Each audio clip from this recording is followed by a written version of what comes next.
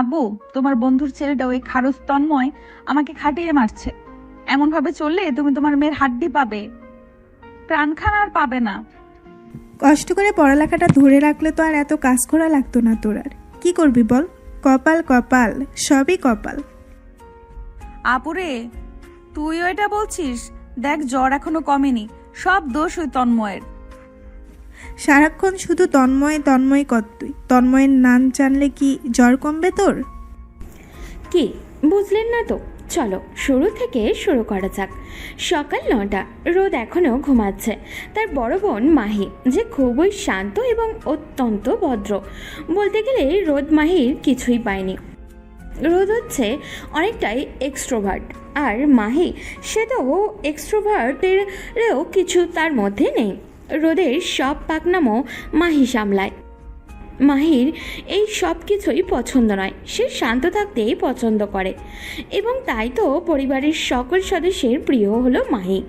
আপাতত মাহি রোদকে ঘুম থেকে ডাকছে। রোদ, এই রোদ, রোদ, আজ তোর অ্যাডমিশন না, তাড়াতাড়ি ওঠ।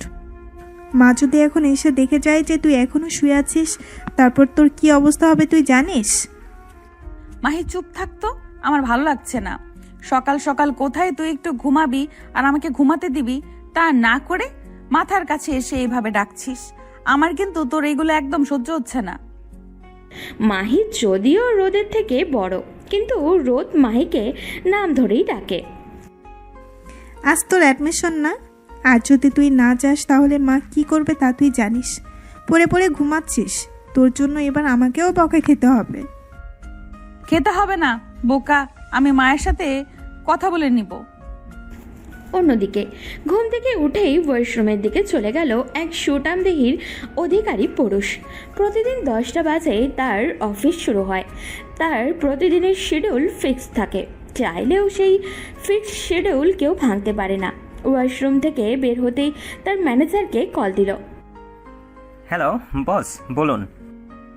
আজকে আমার বসুন্ধরা গ্রুপের সাথে মিটিং আছে তো। না, মিটিংটা ক্যান্সেল হয়ে গেছে। এই মিটিংটা 12 তারিখে হবে। আচ্ছা, আর কোনো মিটিং থাকলে বলবে আমাকে। আচ্ছা বস। এই মেয়েকে নিয়ে আমি কি করব? না আমার কোনো কথা শুনি, না নিজের লাইফ নিয়ে সিরিয়াস। অদ্ভুত একটা মেয়ে। না আমার কোনো ধারা পেয়েছে, আর না আপন বড় বোনের কোনো ধারা পেয়েছে। আজ অ্যাডমিশন ছিল, আজও তুমি কেন গেলে না? ড্রয়িং রুমে সবার সামনে দাঁড়িয়েই এই কথাগুলো বলল সালেহা। সালেহা, তুমি এভাবে চিল্লিও না। আমি ওর একটা ব্যবস্থা করব। ও যেহেতু পড়াশোনা করতে চাচ্ছে না, কিছুদিন তাহলে পড়াশোনা বন্ধ থাকুক। আর ও আমার কোম্পানিতেও যাবে না। আমি ভাবছি, আমার এক বন্ধু আছে, তার নিজের কোম্পানি আছে, কিন্তু তার ছেলে কোম্পানি সামলায়। আমি ওর সাথে কথা বলে নিব। না বাবা, আমি যাব না, আমি তোমার সাথেই থাকবো। মা, তুমি আমার সাথেই থাকবে, কিন্তু প্রতিদিন কিছু ঘন্টা অফিসে যেতে হবে, এটাই, আর কিছুই না। আমি তোমার সাথে সব সময় থাকতে চাই বাবা, আমি ওখানে যেতে চাই না বাবা, প্লিজ বাবা। আমি কি সারাদিন এইখানে থাকি যে তুমি আমার সাথে সারাদিন থাকতে পারবে? তুমি যতক্ষণ অফিস করবে আমিও ততক্ষণ অফিস করি, তো আলটিমেটামলি আমি বাসায় থাকবো না, তখন তুমিও থাকবে না। বাবা, আর কোনো কথা নয়, আমি আমার বন্ধুর সাথে কথা বলে নিব, তারপর তোমাকে কোম্পানিতে নিয়ে যাব। তন্ময় আসার আগেই সবাই নিজের নিজের কেবিনে চলে গেল। তন্ময় যদি কেবিনের বাইরে একবার কাউকে অকারণে ঘোরাফেরা করতে দেখে, তাহলে তো খবর আছে সবার। তন্ময় অফিসে এসেই নিজের রুমে চলে গেল। একটু পর, স্যার, আজ আপনার তেমন কোনো মিটিং নেই, কিন্তু আজ বড় স্যারের বন্ধু আপনার সাথে দেখা করতে আসবেন, তার মেয়ের চাকরির ব্যাপারে কথা বলতে। বাবার কোন বন্ধু? Ershad Ahmed, Ahmed group of industry এর মালিক। কিছু একটা ভেবে তন্ময় ম্যানেজারের উদ্দেশ্যে, আচ্ছা, তুমি এখন এখান থেকে যাও, যখন দরকার পড়বে আমি ডেকে নিব। ওকে বস। এই বলে ম্যানেজার চলে গেল। কিছুক্ষণ পর তন্ময় তার বাবাকে ফোন দিল। হ্যালো বাবা। হ্যালো মাই সান, কেমন আছো বলো? আলহামদুলিল্লাহ ভালো আছি বাবা, তোমার থেকে একটা জিনিস জানতে ফোন দিয়েছি। হ্যাঁ বলো মাই সান, কি জানতে চাচ্ছ? এতদিন তো আমি ফোনও দিতে পারিনি ব্যস্ততার জন্য। বাবা, এরশাদ আঙ্কেল কি আজ তার মেয়ে নিয়ে আমাদের কোম্পানিতে আসবেন? হ্যাঁ, কেন তোমাকে ম্যানেজার বলেনি? বলেছিল, কিন্তু আমি ভাবছি অন্য কথা। এরশাদ আঙ্কেলের এত বড় কোম্পানি থাকতে উনি আমাদের কোম্পানিতে কেন ওনার মেয়েকে চাকরি করাতে চান? আসলে উনি তো কোনো কোম্পানিতেই চাকরি করাতে চান না। তার মেয়ে মানে রোদ সবেমাত্র এইচএসসি পাশ করেছে। মেয়েটা পড়তে চায় না, তো তার বাবা চায় সে যেন পড়ে। তাই সে তার মেয়েকে পড়ালেখার মূল্য বোঝাতে চাকরি করাতে পাঠাচ্ছেন। আর ওর কোম্পানিতে চাকরি করলে রোদ কখনোই চাকরির আসল মর্ম বুঝবে না। তাই আমাকে বলেছিল যেন আমি তোকে বলে আমাদের কোম্পানিতে চাকরি দিই। ও, তাহলে এই ব্যাপার। যদিও আমি আমাদের কোম্পানিতে এরকম ইনসিনসিয়ার মানুষ রাখি না, তবে তোমার জন্য আমি একটু ভেবে দেখব। ভেবে দেখার কিছু নেই, ও বেশি দিন কাজ করবে না। জাস্ট ওকে বোঝানোর জন্য 4 থেকে 5 মাস, এর চেয়ে বেশি না। বাবা, তুমি তো জানো আমি অনেক শর্ট টেম্পার্ড মানুষ। উল্টাপাল্টা কিছু করলে আমার হাতে মার খেতে খেতে মরে যাবে। এই না, এমন কিছু করবে না তুমি। ও আমার ছোটবেলার বন্ধু। তোমার জন্য যাতে আমাদের বন্ধুত্বে কোনো দাগ না পড়ে, ওটা খেয়াল রেখো। আর দেখা দেখির কিছু নেই, ওকে কোম্পানিতে একটা চাকরি দিয়ে দিও তোমার সুবিধা অনুযায়ী। বাবা, আমি মজা করছিলাম, তুমি তো জানোই আমি কখনো মেয়েদের গায়ের উপর হাত তুলি না। I know my son. Okay, bye বাবা। বাই। 11টা বাজে। গাড়িতে বসে বসে রোদ তার বাবাকে বোঝানোর চেষ্টা করছে যে সে চাকরি করবে না। বাবা, আমি করব না চাকরি, আমি ঘরেই থাকবো তোমার কাছে। না মা, এটা তো হবে না। তুমি চাকরিও করবে না, পড়ালেখাও করবে না, তাহলে তো হবে না। তুমি যদি দুইটাই না করো, তাহলে তোমার মা আর আমাকে ঘরে রাখবে না। তোমার মায়ের রাগ সম্পর্কে তো তোমার ধারণা আছে। বাবা না। আচ্ছা, তুমি কয়েক মাস আগে করো, দেখবে তোমার ঠিক ভালো লাগবে। রোদ আর উপায় না পেয়ে চুপ করে বসে রইল অফিস রুমে। Hello uncle. Hello young boy, how are you? I am fine uncle, what about you? I am also well and happy. বসুন আঙ্কেল। রোদ তখনও বসে বসে মোবাইল টিপছিল, তার সেদিকে কোনো খেয়াল নেই। রোদমা, হ্যালো বলো। রোদ মোবাইল থেকে মাথাটা একটু তুলে হ্যালো বলে, তারপর আবারও মাথা মোবাইলের দিকে নিয়ে যায়। হ্যালো। কিছু মনে করো না বাবা, ও এমনই। ওর এই স্বভাবের জন্যই আমি চাকরিটা করাতে চাচ্ছি। কোনো সমস্যা নেই আঙ্কেল। আসলে ও একটু বেশি চাইল্ডিশ। তা দেখতেই পারছি আঙ্কেল। হেসে হেসে কথাগুলো বলল তন্ময় আর এরশাদ। রোদ তখনও মোবাইল ফোনে ব্যস্ত। রোদ, তুমি তাহলে থাকো এখানে, আমি যাচ্ছি। মোবাইলের দিকে তাকিয়ে রোদ বলল, ওকে বাবা, আল্লাহ হাফিজ। রোদের বাবা তন্ময়ের থেকে বিদায় নিয়ে চলে যায়। রোদের বাবা চলে যাওয়ার সাথে সাথে তন্ময় একটু উচ্চ স্বরেই বলল, হ্যালো ম্যাডাম। রোদ আবারও মোবাইলের দিকে তাকিয়ে। ইয়েস, বলুন। তন্ময় এবার রোদের থেকে রোদের মোবাইলটা হ্যাঁচকা টান দিয়ে নিয়ে নেয়। এটা অফিস, মিস রোদ। সরি, আর আমি তো ইম্পর্টেন্ট কাজ করছিলাম। গুরুত্বপূর্ণ কাজ সব বাসায় গিয়ে করবেন, এইখানে না। এইখানে শুধু অফিসের কাজ হবে, শুধুই অফিসের। আচ্ছা ঠিক আছে, বলুন আমাকে কি করতে হবে। যেহেতু তোমার এডুকেশন কোয়ালিফিকেশন অতটা না, সেহেতু তুমি আমার পিএ হবে, মানি personal assistant. Is that okay? Okay boss. ঠিক আছে, তাহলে এখন আমার জন্য কফি নিয়ে আসো। কিন্তু কফি বানানোর দায়িত্ব তো আমার না বস। এইখানে বসকে? আপনি। তো কার দায়িত্ব কি সেটাও আমি বলবো, তাই না? Yes boss. তো এখনো দাঁড়িয়ে আছো কেন? যাও ফার্স্ট। যাচ্ছি বস। এই বলেই রোদ কফি বানাতে চলে গেল। রোদ তেমন একটা কিচেনে যায় না বললেই চলে, কিন্তু অ্যাট লাস্ট কফি বানাতে পারে ও। এই নিন আপনার কফি। এই বলে রোদ কফিটা জোরে আওয়াজ করেই টেবিলে রাখে। তন্ময় মাথা তুলে তাকায়। তুমি এত জোরে কেন কফির মগটা রেখেছো এখানে? এটা একটা অফিস, তোমাকে বুঝতে হবে মিস রোদ। সরি বস, আমি আসলে খেয়াল করিনি। It's okay, but next time থেকে খেয়াল রাখবে যাতে এরকম কোনো কিছু না হয়। ওকে বস। আচ্ছা ঠিক আছে, এখন যাও। ম্যানেজারকে বলো যে তোমাকে তোমার কেবিন যাতে দেখিয়ে দেয়, এবং আমাদের নেক্সট যে কোম্পানিটির সাথে ইনভেস্টমেন্টের কথা চলছে সেই ফাইলগুলো যাতে তোমাকে দেয় সেটা বলো। ওকে বস, আমি এক্ষুনি যাচ্ছি। এই বলে রোদ কেবিন থেকে বের হয়ে গেল। বের হয়ে সোজা হাঁটা ধরল ম্যানেজারের কেবিনের উদ্দেশ্যে। ম্যানেজারের কাছে যাওয়ার পর, হ্যালো, আপনি কি ম্যানেজার? জি, আমি ম্যানেজার। আমার নাম মকবুল। আপনি আমাকে মকবুল বলে ডাকতে পারেন। ঠিক আছে মকবুল সাহেব। আচ্ছা, আমাকে ওই ফাইলগুলো দেন তো, যেগুলো বস আমাকে দিতে বলেছে, আর আমাকে আমার কেবিনটা দেখিয়ে দিন। অবশ্যই মিস রোদ, আপনি আমার পিছনে পিছনে আসুন। আচ্ছা ঠিক আছে। এই বলে ম্যানেজার হাঁটা শুরু করলো। তার পেছনে রোদও হাঁটতে থাকলো। ম্যানেজার একটি রুমের সামনে এসে দাঁড়ালো। তারপর রোদকে বলল, মিস রোদ, এই যে আপনার কেবিন। আমি এখন আসছি। আপনার ফাইলগুলো আমি পিয়নকে দিয়ে পাঠিয়ে দেব, ঠিক আছে? আচ্ছা ঠিক আছে মকবুল সাহেব, ধন্যবাদ আপনাকে। আমি আসছি তাহলে। এই বলে ম্যানেজার বেরিয়ে পড়লেন। রোদ নিজের কেবিনটা ঘুরে দেখলো, বেশ ভালোই। ওর বসার জন্য টেবিলে আছে চেয়ার, আছে ল্যাপটপ, তারপর ফাইল রাখার জন্য ক্যাবিনেটও আছে। একটু পরেই, ম্যাম আসবো? জি আসুন। এই যে ম্যাম, নিন এর ফাইলগুলো। ম্যানেজার সাহেবের এগুলো আপনার জন্য পাঠিয়েছেন। রেখে দিন এগুলো টেবিলে, আর আপনাকে ধন্যবাদ। আচ্ছা তাহলে আমি এখন যাই। ঠিক আছে, তাহলে আপনি যান। আর একটা কথা বলুন তো, জি বলুন। আপনাদের বসটা এরকম রাগী কেন?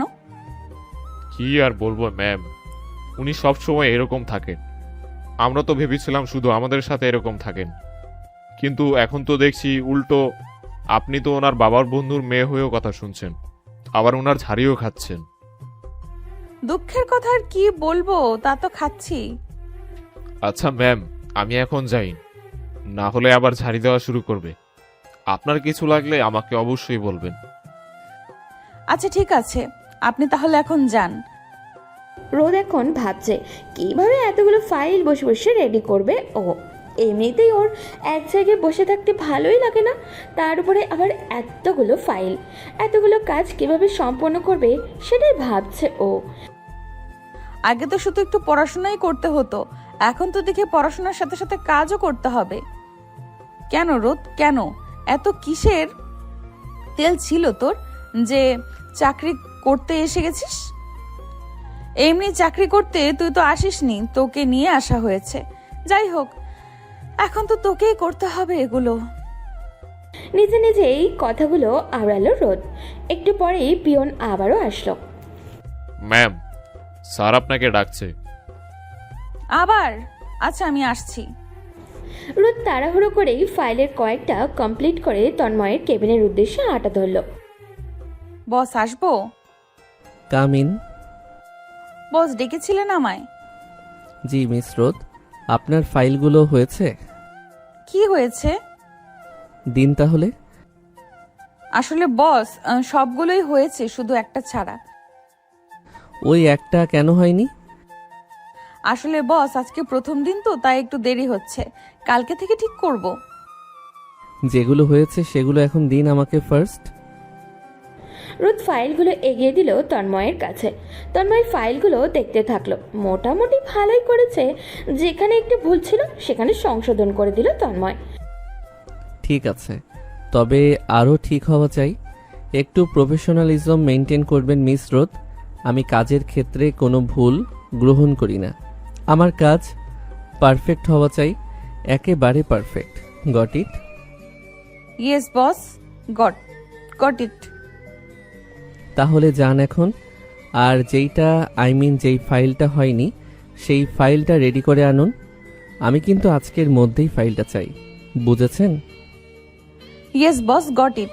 জি বস, আমি আজকের মধ্যেই ফাইলটা রেডি করে আনবো। এক্ষুনি যাচ্ছি। ঠিক আছে। রোদ তড়িঘড়ি করে চলে গেল তন্ময়ের কেবিন থেকে। এত কাজের চাপ একলা মেয়েটা কিভাবে চিনবে আল্লাহ মাবুদি জানে। রোদ নিজেই কেবিনে চলে আসলো, সবগুলো ফাইল এক সাইডে রেখে দিল। যে ফাইলটা এখনো রেডি হয়নি সেই ফাইলটাই রেডি করতে নিল। অন্যদিকে পাপা কি প্রিন্সেস? মিস রোদ, আপনাকে তো আমি নাচিয়েই ছাড়বো। এত আরামে দিন কাটিয়েছেন, এখন তো একটু কষ্ট করতেই হবে। আফটার অল আপনি তন্ময় চৌধুরীর কোম্পানিতে এসেছেন, একটু তো আপনার খাটনি করতেই হবে। এই বলে একটু ক্রূর হাসলো তন্ময়। আসলেই একদিনে এতগুলো ফাইল কেউই কমপ্লিট করতে দেয় না, বিশেষ করে যারা নতুন তাদেরকে তো একদমই দেওয়া হয় না। কিন্তু রোদের এই অবস্থা থেকে রোদকে এতগুলো ফাইল একদিনে দিয়ে দিয়েছে ও। রোদকে সাহায্য করার নতুন ধান্দায় বসেছে তন্ময়। সে খুব ভালো করে জানে এতগুলো ফাইল একদিনে করা খুবই কষ্টের। সন্ধ্যা প্রায় 6টা, 5:30টায় অফিস আওয়ার শেষ হয়, কিন্তু রোদ এখনও অফিস থেকে বের হতেই পারেনি। তার অন্যতম কারণ তন্ময় চৌধুরী, কারণ তিনি তো এতগুলো ফাইল রোদকে ধরিয়ে দিয়েছেন। আল্লাহ মাবুদ জানে কোন অশুভ প্রহরে আমি এই অফিসে পা রেখেছিলাম। কোনো অশুভ প্রহরে তুমি এই অফিসে পা দাওনি। আসলে যারা কাজ করতে অভ্যস্ত নয়, এক কথা বলতে যারা অলস, তাদের প্রথমে কাজ করতে এরকমই লাগে। আস্তে আস্তে যখন কাজ করতে অভ্যাস হয়ে যায় তখন সব ঠিক লাগে। এখন তোমার একটু বেঠিক লাগতে পারে সব কিছু, কারণ ওই যে বললাম যারা অলস তাদের একটু একটু ওরকম লাগে। ও তাই বুঝি? কিছু বললে? না না, কিছু বলিনি বস। এই তো আমার ফাইলটা হয়ে গেছে, এই নিন ধরুন। তন্ময় ফাইলটা হাতে নিল, পুরো ফাইলটা খুলেই দেখতে থাকলো। একটা একটা পৃষ্ঠা করে ভালোভাবে পরখ করে নিল, সব দিকে নিয়েছে যে ঠিক আছে কিনা। সব ঠিকই আছে বলতে গেলে প্রথম দিন যে এত ভালো ফাইল কেউ বানাতে পারবে তা একটু অবিশ্বাস্যই। তন্ময় মনে মনে ভাবলো, মেয়েটা দুষ্টু এবং অলস হলেও কাজের বেলায় একেবারেই পাকা। তার কাজ দেখে তন্ময় ইমপ্রেস হলো বটে। I like your work, I also like your dedication. এইভাবে কাজ করতে থাকো, একদিন দেখবে অলসতা কাটিয়ে উঠতে পারবে। এবং এইসব দুষ্টামি ছেড়ে দাও। You are no longer a kid, so be act like adult. আর আজকের জন্য কাজ শেষ, এখন তুমি বাসায় যেতে পারো। ওকে বস। এই বলে রোদ ব্যাগ নিয়ে বেরিয়ে পড়ল। পেছনে তন্ময়ও আসছিল। ওরও যাওয়ার সময় আগে হয়ে গিয়েছিল, কিন্তু রোদকে একা ফেলে যেতে চাচ্ছিল না ও। দুইজনেই লিফটে উঠে গেল, তারপর অফিসের বাইরে চলে গেল। পুরো দিন কাজ করার পর এখন রোদ বাসায় এসে বিশ্রাম নেবে। ঠিক সেই সময় তন্ময়ের মেসেজ আসে। মিস রোদ, আগামীকাল আপনি একটি প্রতিবেদন তৈরি করবেন বসুন্ধরা গ্রুপকে নিয়ে। ওদের সাথে আমাদের নেক্সট ইনভেস্টমেন্ট হতে যাচ্ছে, তো সুন্দর করে এবং প্রফেশনালিজম মেনটেন করে প্রতিবেদনটি তৈরি করবে। আর এই প্রতিবেদনটা আমাদের কোম্পানিকেই ঘিরে হবে। স্পষ্ট করে ভাষাগুলো লিখবে যেন সবাই বুঝতে পারে এবং আমাদের কোম্পানিটা নিয়ে তাদের একটি যেন ধারণা হয়। Got it? Yes boss, got it. ও হ্যাঁ, আরেকটা কথা, তুমি কিন্তু আগামীকাল প্রেজেন্টেশনটা দিবে, তো সেইভাবে প্রস্তুতি নিয়ে আসবে। বুঝতে পেরেছো? জি বস, বুঝতে পেরেছি। আর কালকে আমার সব শিডিউল ফিক্সড করে রাখবে। আর আমি যে কোম্পানিতেই মিটিং করতে যাব সেই কোম্পানিতেই তোমাকে আমার সাথে যেতে হবে, ঠিক আছে? জি স্যার, ঠিক আছে। গুড। আর সময় মতো চলে আসবে, আমার একেবারে লেট করা পছন্দ না। এখন তাহলে রাখি, সব কাজ করে রাখবে। ঠিক আছে বস। রোদ কিছুক্ষণ আগেই এসেছিল, ফ্রেশ হয়ে খাটে বসেছিল। ঠিক তখনই তন্ময় কল করে চলে আসে। মনে করছিল একটু রেস্ট নেবে, কিন্তু তাও তো হলো না। তোর কপালে কি শান্তি জুটবে না রোদ? হে আল্লাহ, কেন কেন আমার সাথে এগুলো হয়? কি এমন করেছিলাম আমি? আকাশের দিকে তাকিয়ে রোদ এই কথাটা বলল। কি রে রোদ, কি হয়েছে? আকাশের দিকে তাকিয়ে কি বলছিস? কিচ্ছু না। আচ্ছা, তুই এত কিছু কিভাবে করিস মাহি? আমি কেন পারি না? আরে ভাই, আমার দ্বারা এগুলো হবে না। এতগুলো কাজ আমাকে ধরিয়ে দিয়েছে, তাও আবার আজকে রাতের মধ্যে এগুলো কমপ্লিট করতে হবে। আবার কালকে ওনার সাথে সব জায়গায় যেতে হবে। কিরে ভাই, আমি তো মানুষ নাকি? রোদ, বড় বড় শ্বাস নে, শান্ত হ। দেখবি সব ঠিক হয়ে যাবে। মন দিয়ে একটু কাজ কর। তুই যেহেতু পড়ালেখা করছিস না এখন, আপাতত তোকে এটাই করতে হবে। কিছুদিন পর দেখবি সব নর্মাল হয়ে গেছে, তারপর তুই যে কোনো প্রাইভেট ইউনিভার্সিটিতে ভর্তি হয়ে যাস। এখন আপাতত এগুলোই কর, না হলে মা অনেক বকবে, পারলে তোকে ঘর থেকেই বের করে দিবে। এই মায়ের জন্যই তো আমাকে এগুলো করতে হচ্ছে, না হলে আমি জীবনে এগুলো করতাম না। এই বজ্জাত বস আমাকে দিয়ে কত কিছু করাচ্ছে। প্রথম দিন কেউ এতগুলো ফাইল একজন ইন্টার্নকে দেয়, আমাকে দিয়েছে। এতগুলো ফাইল আমি একদিনে একলা করেছি। আবার বাসায় এসে ভাবছিলাম একটু রেস্ট নিব, তাও আবার কপালে জুটলো না। এখন বলছে আবার প্রতিবেদন রেডি করতে। আচ্ছা বাবা থাম, একটু পরে না হয় কাজগুলো শুরু করি, এখন একটু বসে বিশ্রাম কর। আচ্ছা, এত কিছুর মাঝখানে তো এটাই জিজ্ঞেস করা হলো না যে ভাইয়া কেমন আছে? তোর ভাইয়া ভালো আছে। আর একটা কথা, কি কথা? তন্ময় ভাইয়া আর তানভীর ওরা কাজিন। তানভীর তন্ময় থেকে বড়। ওরা জয়েন্ট ফ্যামিলিই থাকে। তন্ময় ভাইয়া আর তানভীরের আলাদা আলাদা কোম্পানি আছে, যদিও তারা জয়েন্ট ফ্যামিলি একসাথেই থাকে। বাবা কি এর ব্যাপারে জানে? বাবা জানে। তানভীর সামনের সপ্তাহে আমাদের ঘরে আমার জন্য বিয়ের প্রস্তাব নিয়ে আসবে। ওরা পুরো পরিবার আসবে, কিন্তু আমি একটা বিষয় নিয়ে চিন্তিত। মা কি আমাদের এই সম্পর্ক মেনে নিবে? আরে তুই চিন্তা করিস না, মা ঠিক মেনে নিবে। বাবা দেখবি ঠিকই মাকে রাজি করিয়ে নিবে, আমার বিশ্বাস। তাই যেন হয়। সকাল সকাল রোদ রেডি হয়ে নিচ্ছে অফিস যাওয়ার জন্য। পরনে তার শার্ট আর ফর্মাল প্যান্ট। ফর্মাল লুক নিয়ে যাচ্ছে সে।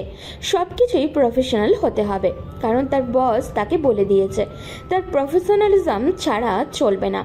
কালকে রাতে প্রায় 3টার দিকে সে সব কাজ শেষ করে তারপর ঘুমাতে যায়। তারপর আবারও সকাল সকাল ঘুম থেকে উঠে রেডি হয়ে চলে যেতে হচ্ছে তাকে। ওর যেন এখন নিজেকে রোলার কোস্টার মনে হচ্ছে। একবার এদিকে তো আরেকবার ওইদিকে যেতে হচ্ছে। আবার তার বস তাকে বলেই দিয়েছে যেন লেট না হয়। কোনো মতে নাকে মুখে খেয়ে দিয়ে রোদ অফিসে চলে যায়। অফিসে আসতেই পিয়নকে দিয়ে তন্ময় রোদকে ডেকে পাঠায়। দরজা নক করে রোদ বলে, আসবো বস? হ্যাঁ আসো। বস আপনি কি আমাকে ডেকেছেন? হ্যাঁ, প্রতিবেদন রেডি তো? আর প্রেজেন্টেশন রেডি করেছো? প্রস্তুত তো সব কিছুর জন্য? জি বস, সবকিছুর জন্য প্রস্তুত। প্রতিবেদন রেডি করে ফেলেছি, প্রেজেন্টেশনেরও স্ক্রিপ্ট রেডি করে ফেলেছি। অল সেট বস। গুড। এখন তাহলে যাও, কনফারেন্স রুমে গিয়ে বসো এক্ষুনি। সব বোর্ড মেম্বার ইনভেস্টর আসবে। ওকে বস। এই বলে রোদ কেবিন ত্যাগ করলো। তারপর কনফারেন্স রুমে চলে গেল। আর সকল বোর্ড মেম্বার সেখানেই উপস্থিত। একটু পর ইনভেস্টররা চলে আসলো, তন্ময়ও উপস্থিত হলো। একটু পরেই প্রেজেন্টেশন শুরু করলো রোদ। একটা একটা করে সকল বিষয়ে রোদ তুলে ধরলো। কোম্পানির যাবতীয় সকল বিষয়ে রোদ বর্ণনা করলো।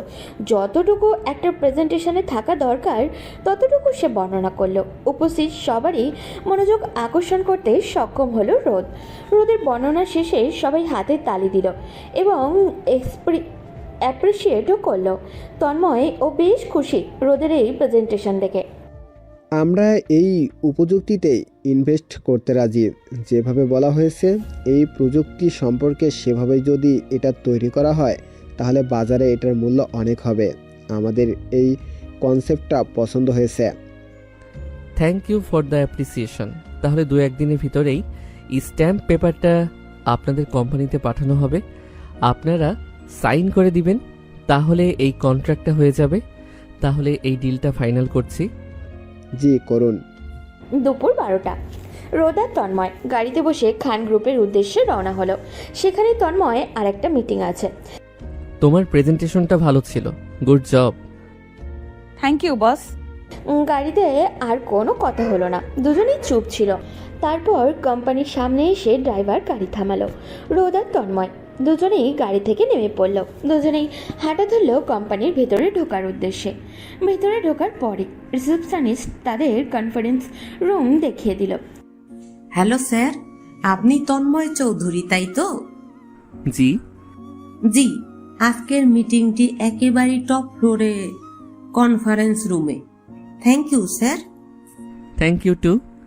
এই বলে তন্ময় লিফটের দিকে এগিয়ে গেল, পিছনে পিছনে রোদও গেল। রোদের হাতে ফাইল। লিফট থামলো একেবারে টপ ফ্লোরে গিয়ে। Hello mister Tanmoy, have a seat. Hello mister Afzal Khan, thank you. Hello young lady. Hello mister Khan. তন্ময়ের পাশে রোদ বসে গেল। তারপর তাদের মিটিং প্রায় আধা ঘন্টা চলল। মিটিং শেষে আফজাল খানকে বিদায় দিয়ে খান গ্রুপ থেকে বেরিয়ে পড়ল দুজন। উদ্দেশ্য আবারও অফিস যাওয়া। রোদ মনে মনে ভাবছে, এই কোন মুসিবতে পড়লাম, একবার এই দিকে গেলে তো আরেকবার ওই দিকে যেতে হয়। আল্লাহ মাবুদ জানে আমি এখান থেকে কখন বের হব। যখন আমি চাবো। আপনি কি মনের কথাও পড়ে ফেলেন নাকি? ঠিক তা না, তবে আমি অলস মানুষের মনের ভাব বুঝতে পারি। এই বলে একটু তাচ্ছিল্য হাসল তন্ময়। দুজনই অফিসে এসে পৌঁছাতেই রোদ নিজের কেবিনে চলে গেল। চেয়ারে গা এলি দিয়ে বসে পড়ল রোদ। তার কিছুই ভালো লাগছে না, দুনিয়াদারি ঝাপসা লাগছে ওর কাছে। কিছুক্ষণ পরে, ম্যাম আসতে পারি? হ্যাঁ আসো। আবার কোনো কাজ পাঠিয়েছে নাকি আমার বস? আমার ভালো লাগছে না, আমি আর করব না, তুমি বলে দাও ওনাকে। আপনি যা ভাবছেন তা নয় ম্যাম, স্যার আপনার জন্য খাবার পাঠিয়েছেন। আপনি দুপুর থেকে কিছু খাননি, তাই স্যার আমাকে বলেছেন যেন আপনাকে খাবার দিয়ে আসি। এই শুনে রোদের মন কিছুটা ভালো হলো, কিন্তু এখন সে ক্লান্ত। আচ্ছা খাবারগুলো এখানে রেখে দাও, আর তোমার স্যারকে থ্যাংক ইউ বলিও, আর তোমাকেও থ্যাংক ইউ। আচ্ছা ম্যাম, আমি তাহলে এখন আসি। এই বলে পিয়নটা চলে গেল। রোদ মজা করে সব খাবার খেয়ে নিল। এমনি অতটা খাওয়া দাওয়া করে না রোদ, তাই তো এত হ্যাংলা পাতলা। তবে আজ সব খাবার খেলো। অনেক খিদে পেয়েছে বলে। পুরো দিন কিচ্ছু খায়নি ও। সেই সকাল থেকে শুধু কাজই করে যাচ্ছে। সকালে নাকে মুখে কিছু একটা খেয়ে এসেছিল বাসা থেকে, তারপর তো আর কিছুই খেতে পারেনি, এখন খাচ্ছে। খাওয়া দাওয়া শেষ করে রোদ বাসায় যাওয়ার জন্য প্রস্তুতি হয়ে নিল। তারপর অফিস থেকে বের হয়ে গেল। বের হতেই দেখলো তন্ময়ও তার পাশে দাঁড়িয়ে রয়েছে। বাসায় যাচ্ছ নাকি? তো আর কোথায় যাব? আর কোথাও কে যাওয়ার জায়গা আছে নাকি? এতক্ষণ মানুষ কাজ করে তো আর বিয়ে বাড়িতে যাবে না, বাসায় যাবে। আচ্ছা তুমি কি সোজা কথার সোজা উত্তর দিতে পারো না? সোজা কথা সোজার উত্তর মানুষকে দেওয়া যায়, বাঁকা মানুষকে না। রোদ এই 2-3 দিনে যা কাজ করেছে তাতে এতটা রাগ হওয়া স্বাভাবিক। তন্ময় আর কিছু বলতে পারল না, কারণ বলার আগেই রোদের কাজ চলে আসবে। রোদ সেখানে উঠে পড়ল, তারপর চলে গেল ও। আমি কি একটু বেশি করে ফেললাম? অতটাও করা উচিত ছিল না আমার। কিন্তু ম্যাডাম, আপনাকে একটু সোজা করার জন্য তো এগুলো করতেই হতো। যাই হোক, আর কিছুদিন পর আপনার রাগ ভেঙে যাবে আশা করছি। মনে মনে বলল তন্ময়। তারপর তন্ময়েরও গাড়ি চলে আসলো, সেও বাসায় চলে গেল। তন্ময় এসেছিস বাবা? হাত মুখ ধুয়ে খেতে চলে আয় তাড়াতাড়ি। আচ্ছা মা, আসছি। মালিহা চৌধুরী তন্ময়ের মা। তন্ময় সোজা শাওয়ার করতে চলে গেল।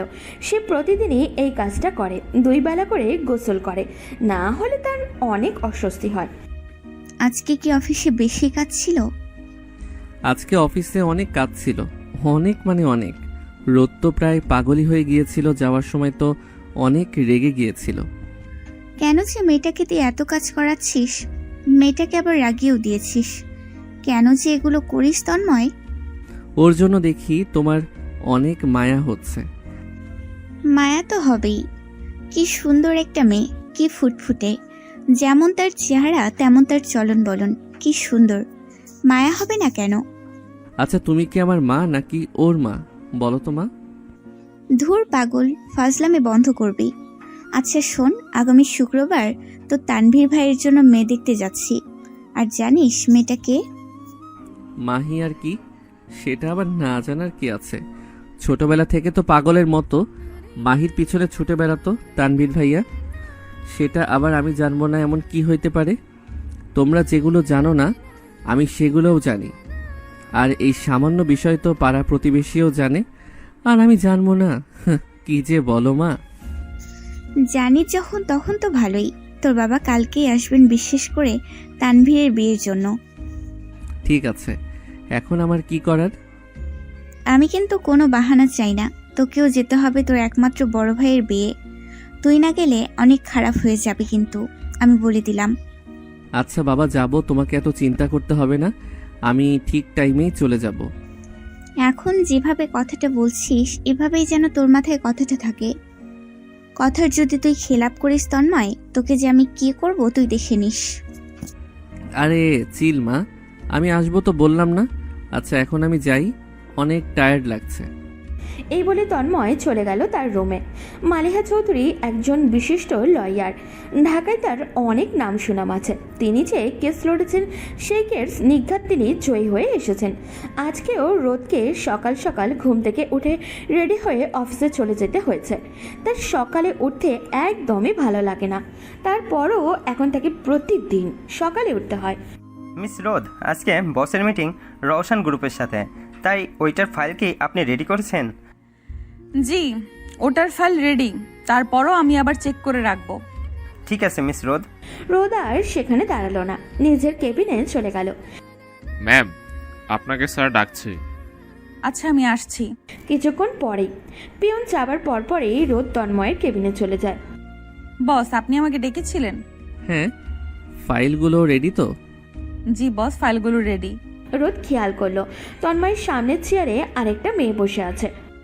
তন্ময়, তুমি সারাদিন কাজ কাজ আর কাজ করে থাকো, এখন এগুলো একটু ছাড়ো তন্ময়, চলো কোথাও যাই। হ্যাঁ চলো। এখন তো যেতে পারবো না, আমার একটা মিটিং আছে। তোমার প্রতিদিনই মিটিং থাকে, আজকে আমি আর কোনো বাহানা শুনবো না, এখন তোমাকে যেতেই হবে আমার সাথে। আচ্ছা চলো, তবে 12টা বাজার আগেই ফিরে আসতে হবে, কারণ আজকে আমার খুব ইম্পর্টেন্ট একটা মিটিং আছে। আচ্ছা বস, তাহলে আমি এখন আসি। আমার শিডিউলটা একদম ফিক্স করে রাখবে, যেন 1 মিনিটও আগে পিছে না হয়, ঠিক আছে? ওকে বস। রোদ সেখান থেকে বের হয়ে গেল, তারপর নিজের কেবিনে চলে গেল। আমাকে এতগুলো কাজ ধরিয়ে দিয়ে নিজের গার্লফ্রেন্ডের সাথে চলে গেল। বেটা হারে বজ্জাত, কি লেভেলের শয়তান বেটা! উফ, আমাকে জ্বালিয়ে খেলো শয়তান। আল্লাহ, এর চেয়ে তো আমি যদি পড়ালেখা করতাম তাও ভালো হতো। কোন মুসিবতে এসে পড়লাম আমি, আল্লাহ বাঁচাও আমায়। টাইমের ব্যাপারে একেবারে স্ট্রিক্ট তন্ময়। 12টায় বলেছিল তো 12টাতেই এসে পৌঁছেছে তন্ময়। রোদও দাঁড়িয়েছিল অফিসের বাইরে, কারণ তন্ময় আসার সাথে সাথে 1 মিনিটও ওয়েস্ট করা যাবে না, কারণ মিটিংটা 12:30-এ শুরু হবে। আজকে ড্রাইভার আসেনি, তাই তন্ময় ড্রাইভ করছে। তাড়াতাড়ি গাড়িতে ওঠো। রোদের উদ্দেশ্যে এই কথাটা বলল। রোদ পিছনের সিটে বসতে যাবে, তখনই তন্ময় আবারও বলল, আমাকে দেখতে কি ড্রাইভার লাগে? সামনে এসে বসো। তারপর আবার রোদ সামনে এসে বসে। গাড়িতে কেউই কিছু বলছে না, কিন্তু তন্ময় একটু পরপর রোদের দিকে আর চোখে তাকায়, কিন্তু ওটা বুঝতে পারে না রোদ। প্রায় 20 মিনিট পর রওশন গ্রুপে এসে পৌঁছায় তন্ময়রা। দুজনে গাড়ি থেকে নেমে পড়ল। মিটিং শেষ করেই দুজনে আবারও গাড়িতে উঠে পড়ল। কিছুক্ষণ পর রোদ তন্ময়ের উদ্দেশ্যে বলল, বস, আমার শরীরটা একটু খারাপ, আমি এখন বাসায় যেতে চাই। আমি চলে যাই আজকে, প্লিজ। কেন, কি হয়েছে তোমার? আজকে যাওয়া যাবে না, আজকে অফিসে কাজ আছে। রোদ বাড়াবাড়ি করতে চাইল না, মুখখানি চুপসে আস্তে করে শুধু উত্তর দিল, আচ্ছা ঠিক আছে। রোদ আর কিছুই বলল না। অফিসে পৌঁছানোর পর আবারও কাজ শুরু করে দিল রোদ। তার শরীর আসলেই খারাপ, কিন্তু এটা কে বোঝাবে তন্ময়কে? পুরো দিন রোদ কাজ করলো, তারপর বাসার জন্য রওনা হলো।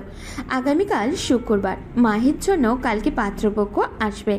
যদিও এটা অ্যারেঞ্জ ম্যারেজ না, তাদের ভালোবাসা প্রায় 4 বছরেরও বেশি, কিন্তু তারপরও পারিবারিকভাবে তো কথা বলতেই হয়। সে কথা বলতেই কালকে তানভীরের ফুল ফ্যামিলি আসবে। রোদও এক্সাইটেড ছিল কালকের জন্য, কিন্তু রোদ অসুস্থ হয়ে পড়ে প্রচণ্ডভাবে। আজ দিনটা খুব ফুরফুরে, কিন্তু রোদের মন একটুও ফুরফুরে না, কারণ একটাই, সে অসুস্থ। কালকে সে তন্ময়কে বারবার বলেছে যেন তাকে ছুটি দিয়ে দেয়, সে যাতে বাসায় যেতে পারে, কিন্তু তন্ময় তা করেনি। আজ মাহিকে পাত্রপক্ষ মানে মাহির বয়ফ্রেন্ড বাড়ির লোকরা দেখতে আসবে, তাকে দেখতে আর পারিবারিকভাবে বিয়ের দিনক্ষণ ঠিক করতে। রোদ, তোর কি বেশি খারাপ লাগছে? তুই কি উঠতে পারবি না? নাস্তাটা করে নে, নাস্তা খাওয়ার পর আর কিছু করতে পারবো না, প্লিজ ওঠ। নাস্তার ট্রে হাতে নিয়ে মাহি এই কথাগুলো বলল রোদের উদ্দেশ্যে। রোদ খুবই অসুস্থ, 105 ডিগ্রি জ্বর, কিছুই ভালো লাগছে না ওর। ভালো লাগবেই বা কীভাবে? এতদিন একটানা কাজ করে গিয়েছে, খাওয়া নেই দাওয়া নেই, এইরকমভাবে চলতে থাকলে তো অবশ্যই জ্বর সর্দি কাশি সবই তো একসাথে লাগার কথা। আচ্ছা দে। অবশেষে মাহির অনেক জোরাজুরিতে রোদ উঠে বসলো। রোদ ওঠার পর মাহির রোদকে খাওয়াতে লাগলো। এই এক প্রকার প্রায় জোর করেই খাওয়াচ্ছে মাহির রোদকে।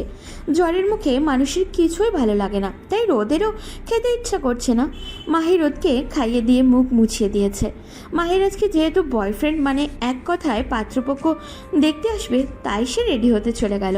তার খুবই খারাপ লাগছে রোদের এই অবস্থা দেখে, কিন্তু এখন তো আর কিচ্ছু করার নেই। ওরা তো আজকে আসবে বলেছে, এখন ওদেরকে মানা করলেও খারাপ দেখা যায়। দুপুর 1টা, মাহির হবু শ্বশুর বাড়ির সবাই উপস্থিত। সবার সাথে মাহির বাবা মা কুশল বিনিময় করে নিল। আজ তন্ময় এসেছে ওদের সাথে।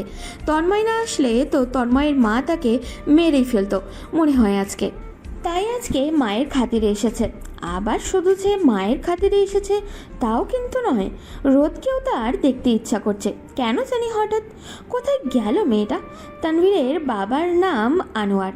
আনোয়ার সাহেব মাহির মায়ের উদ্দেশ্যে বললেন, তা আপা, আপনার তো আরেকটা ছোট মেয়ে আছে নাকি শুনলাম, তার সে কোথায়? তাকে তো দেখছি না। তন্ময়ের মনের ভাব যেন তার বড় আব্বুই প্রকাশ করে ফেলেছে। এতক্ষণ ধরে তন্ময় হাঁসফাঁস করছিল রোদকে দেখার জন্য, কিন্তু রোদ তো দেখাই দিচ্ছে না। তন্ময় সাহেলা বেগমের দিকে তাকিয়ে থাকলো উত্তর শোনার জন্য। আসলে এই কয়েকদিনের কাজের চাপ ছিল, তাই কাল রাতে ওর অনেক জ্বর আসে। আসার পরে যে ও শুয়ে আছে আর উঠছে না, 105 ডিগ্রি জ্বর। ও আচ্ছা, এটা তো খুবই খারাপ হলো। ওষুধ খাচ্ছে তো নিয়মিত? হ্যাঁ মাহি, ওকে প্রতিবারের ওষুধ দিচ্ছে, ওর জ্বর কমছে না। ওর একবার জ্বর আসলে সহজে যাওয়ার নামই করে না। তন্ময় বেশ অনুতপ্ত হলো এই কথাগুলো শুনে। তার মানে কালকে সত্যিই রোদের খারাপ লাগছিল, সে নাটক করছিল না। কিন্তু তন্ময় সেটা তো বুঝতেই পারেনি। এখন তার বেশ খারাপ লাগছে। যদি একটু সরি বলা যেত তাহলে মনে হয় ভালো লাগতো, কিন্তু তা তো করা যাবে না। এরপর সবাই বিয়ের কথা নিয়ে বসলো। কখন বিয়ে হবে, দিন তারিখ নিয়ে আলোচনা করতে থাকলো বড়রা। দুই পক্ষেরই বিয়েতে মত আছে, তাই সবাই চাচ্ছে যেন একটা ভালো দিন দেখে ওদের বিয়েটা হোক। সবাই সিদ্ধান্ত নিল ঈদের পরপরই ওদের বিয়েটা হবে। পাত্রপাত্রী মানে মাহি আর তানভীর ও রাজি ঈদের পর বিয়ে করার সিদ্ধান্তে। দুই পক্ষই বেশ খুশি। মাহি খবরটা রোদকে বলে রোদও বেশ খুশি, তবে অসুস্থতার কারণে বেশি আনন্দ উল্লাস করতে পারছে না ও, যা তার নিজের কাছেও খারাপ লাগছে। কিন্তু কিছুই করার নেই, আজকের মতো সবাই চলে গিয়েছে। ওরা দুপুরে লাঞ্চ শুধু করেছে, রাতে ডিনার করতে বলেছিলেন ইশরাত আহমেদ, তবে ওরা নাকচ করে বললেন যখন বিয়ে হবে তখন একেবারে 1 সপ্তাহ ভরে খাবে, মানে মজা করেছিলেন আর কি। তারপর ওনারা চলে যান। রাত 10টা, রোদের ফোনে টুং করে মেসেজ আসে। মেসেজটা আর কেউই নয়, স্বয়ং তন্ময় চৌধুরী করেছেন। শুনলাম তোমার নাকি জ্বর, এখন কেমন লাগছে? ঠিকই শুনেছেন। তো এখন কেমন লাগছে? আগে থেকে বেটার ফিল করছো তো? আগে থেকে বেটার না, আগে থেকে আরো বেশি লাগছে। বমি বমি পাচ্ছে, তারপর মাথা ঘোরাচ্ছে, শোয়া থেকে উঠতে পারছি না। শোয়া থেকে ওঠার দরকারও নেই, আর অফিসে আসার দরকার নেই যতদিন না তুমি সুস্থ হওয়ার পর আসবে। And I am so sorry. আমি আসলে বুঝতে পারিনি যে তোমার এতটা অসুস্থতা অনুভব হচ্ছিল গতকাল। বুঝলে হয়তো তোমাকে কালকেই ছুটি দিয়ে দিতাম ওই টাইমে। সরি। সমস্যা নেই, ভুল সবারই হয়, সবাই তো মানুষ। আচ্ছা আমি তাহলে এখন রাখি, আমার আবার বমি পাচ্ছে, যাচ্ছি আমি। আল্লাহ হাফেজ। আবার? আচ্ছা ঠিক আছে, যাও, নিজের খেয়াল রেখো। আর যতদিন না সুস্থ হচ্ছ অফিসে আসার কোনো দরকার নেই। আল্লাহ হাফেজ, নিজের যত্ন নিও। আজ অনেক দিন পর রোদ অফিসে যাচ্ছে। রোদ অনেকটাই চিকন হয়ে গিয়েছে অসুস্থতার কারণে। রোদকে আজকে তার বাবা আসতে নিষেধ করেছিল, কিন্তু অনেক দিন হওয়াতে রোদ আজকে চলে এসেছে। রোদের মনটা অতটা ভালো নয়, কারণ আর কিছুদিন পরেই রোদের বোন আর কি মাহির বিয়ে হয়ে যাবে কিছুক্ষণ পর। মিস রোদ, আপনি একটু কেবিনে আসবেন, আপনার সাথে জরুরি কথা আছে। আচ্ছা ঠিক আছে বস, আমি আসছি। ঠিক আছে। তন্ময় আর কিছু বলল না, নিজের কেবিনে চলে গেল। কিছুক্ষণ পরেই রোদ তন্ময়ের কেবিনে আসে। বস, আপনি আমাকে ডেকেছিলেন, কোনো দরকার ছিল? তা তো অবশ্যই ছিল, তাই তো ডেকেছি। আমাদের কোম্পানি থেকে আমরা বেশ কয়েকজন থাইল্যান্ড যাচ্ছি, বিজনেসের উদ্দেশ্যেই যাচ্ছে। আর তুমি যেহেতু আমার পার্সোনাল অ্যাসিস্ট্যান্ট, তাই তোমাকেও যেতে হবে। আর এইখানে তোমাকে অবশ্যই যেতে হবে, কোনো অজুহাত চলবে না। বস, আমি বাবার সাথে কথা বলে দেখব, যদি তিনি বলেন যে আমি যেতে পারবো তাহলে আমি অবশ্যই যাব। না যাওয়ার কোনো কারণ, কিন্তু আগে আমার মা বাবার সাথে কথা বলতে হবে। আমি এত কিছু জানি না, আমি চাই তুমি আমাদের সাথে আমার সকল অফিসিয়াল কাজ তুমি ছাড়া আর কেউ করতে পারবে না, তাই তোমাকে যেতেই হবে। তারপরও তুমি আঙ্কেলের সাথে কথা বলে দেখতে পারো, কোনো সমস্যা হলে আমাকে জানাতে পারো নির্দ্বিধায়। আর এই নাও এই ফাইলগুলো, আজকে আমরা নিউ প্রজেক্ট নিয়ে আলোচনা করব। ঠিক আছে বস, আমি এগুলো নিয়ে যাচ্ছি। এই বলে যে রোদ ফাইলগুলো নিয়ে চলে গেল। রোদ একা একা ওনার সাথে যেতে ইচ্ছা করছে, কিন্তু যদি বাবা মা বলে তাহলে ওকে যেতেই হবে। এখন দেখা যাক কে কি বলে। সারাদিন রোদ আর তন্ময় একসাথে বসে কাজ করার পর যখন রোদ অবশেষে বাসায় যাচ্ছে, রোদের এখন স্বস্তি লাগছে। তুই এসেছিস রোদ, তুই ফ্রেশ হয়ে নে, তারপর আমি তোকে খাবার দিচ্ছি। আচ্ছা দে। এই বলে রোদ ফ্রেশ হওয়ার জন্য রুমে চলে গেল। প্রায় আধা ঘন্টা পর রোদ রুম থেকে বের হলো। ধর, খাবারগুলো খেয়ে নে, তারপরে তোর সাথে কথা আছে। আচ্ছা দে। এই বলে রোদ খাবারগুলো খেতে থাকলো। খাবার শেষ করে রোদ মাহির কাছে আবারও আসলো, মাহি কথা বলবে তার শোনার জন্য। হ্যাঁ মাহি, বল, কি বলতে চাচ্ছিস? তোর ভাইয়া মানে তানভীর বলছিল আমি আর তুই মিলে বিয়ের শপিংগুলো ওর সাথে গিয়ে যেন করে আসি, কারণ এরপর রোজা চলে আসবে, হাতে আর 2 দিনও নেই। রোজা আসার পর তো আর বের হওয়াই হবে না। এখন তুই কি বলিস?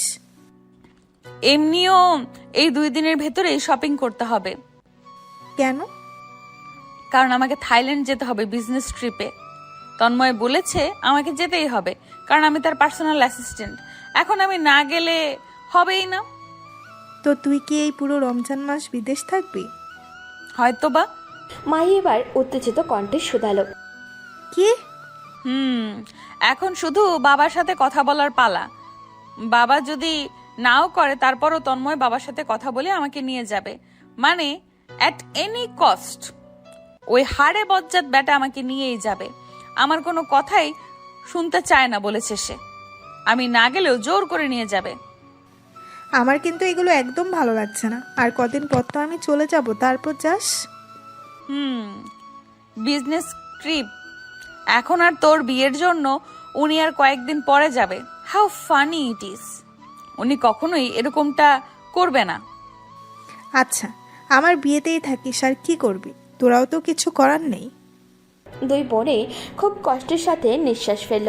কারোরই ভালো লাগছে না এই সিদ্ধান্ত, কিন্তু ওই হাড়ে বজ্জার ছেলেটার জন্য এখন রোদকে যেতেই হবে। রাত 8টা। বাবা, তোমার সাথে আমার কিছু কথা আছে। একটু আগেই না মিনিট 30 হবে এরশাদ আহমেদ নিজের কাজ থেকে এসেছেন।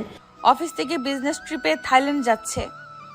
আমায় মানে বস, তন্ময় মানে বস বলেছে যে আমাকে যেতেই হবে, কারণ আমি ওনার পার্সোনাল অ্যাসিস্ট্যান্ট। এখন সেই ব্যাপারে কথা বলতে এসেছি।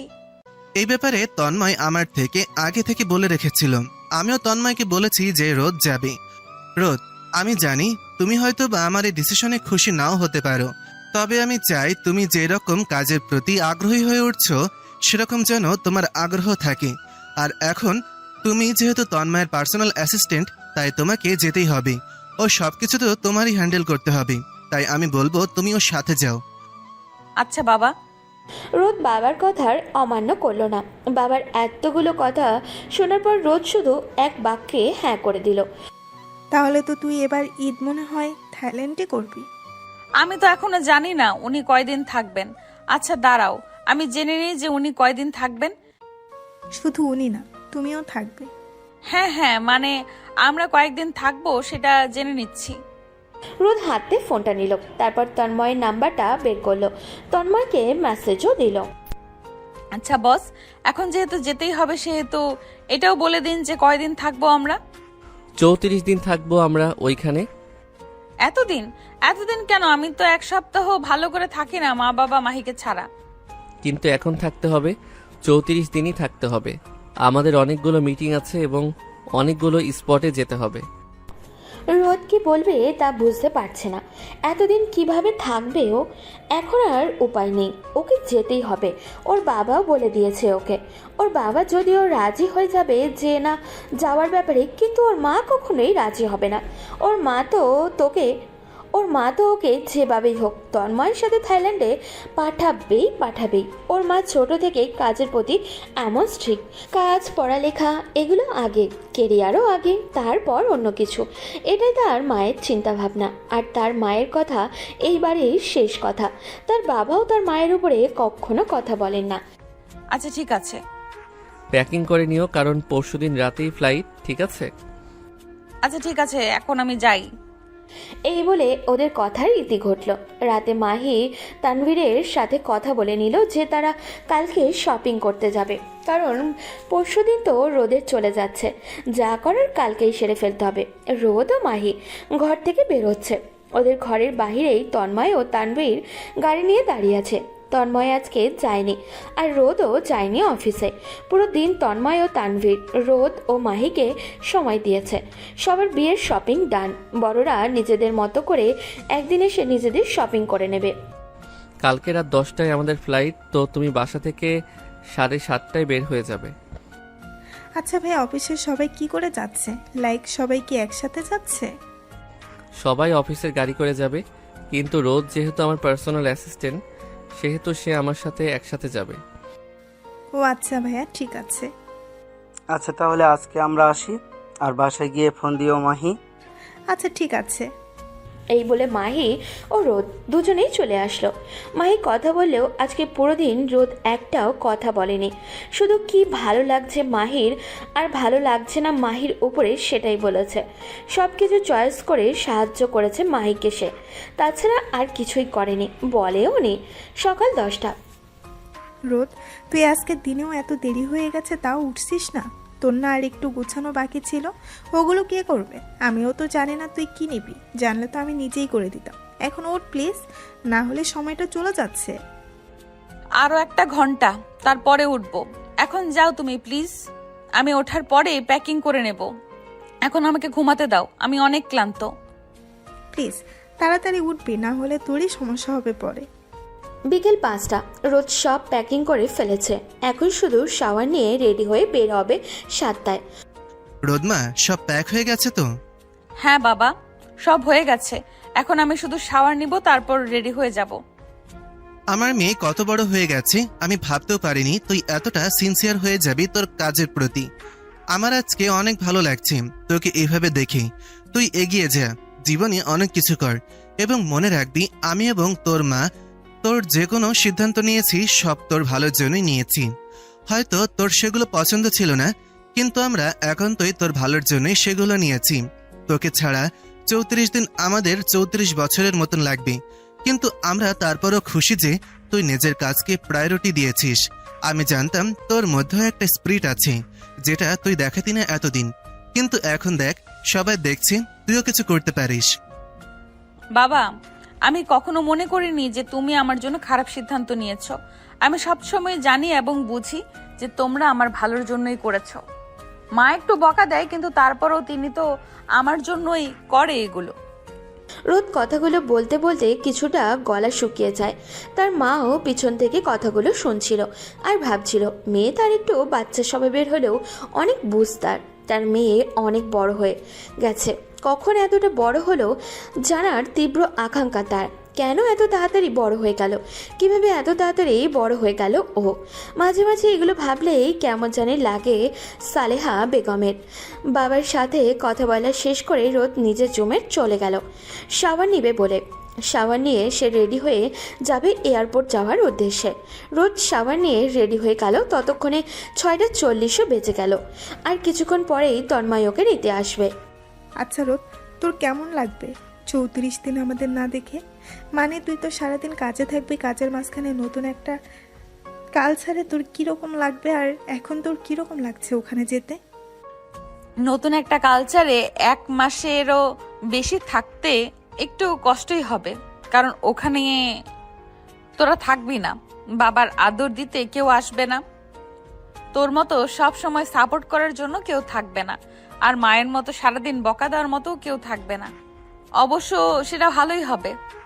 এই বলে রোদ হাসতে থাকলো। পিছন থেকে সালেহা বেগম রোদের উদ্দেশ্যে বললেন, তাই বুঝি? রোদ কিছুটা আকস্মিক হয়ে পড়ল। আরে মাহা, আমি তো মজা করছিলাম, তোমার বকা তো আমার কাছে মধুর মতো লাগে, ওইটাই তো আমি নর্মালি বলছিলাম। ও তাই নাকি?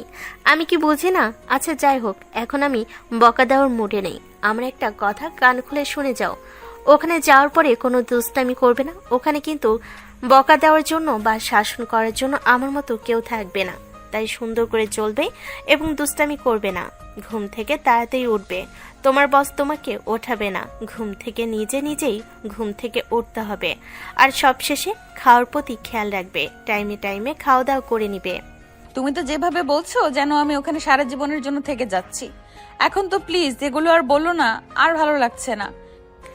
ভালো না লাগলেও শুনতে হবে। সুন্দর করে চলবে, কাউকে ডিস্টার্ব করবে না, সবার সাথে ভালো ব্যবহার করবে। তন্ময় যাতে কোনো কমপ্লেন না করে, ঠিক আছে? হ্যাঁ হ্যাঁ ঠিক আছে। তন্ময় চলে এসেছে, লাগেজটা আমাকে দাও, আমি ওইখানে যে ডিগিতে যে রেখে আসি। এই নাও, আর একটু সাবধানে রাখবে। আচ্ছা দাও। রোদের মা আর বোনের সাথে বিদায় জানিয়ে বের হয়ে পড়ল। রোদের বাবা লাগেজগুলো ডিকিতে রেখে দিয়েছে। বাবা তন্ময়, ও এখনো বাচ্চার মতোই আমার কাছে, ওকে একটু সাবধানে রেখো, ওর একটু খেয়াল রেখো প্লিজ।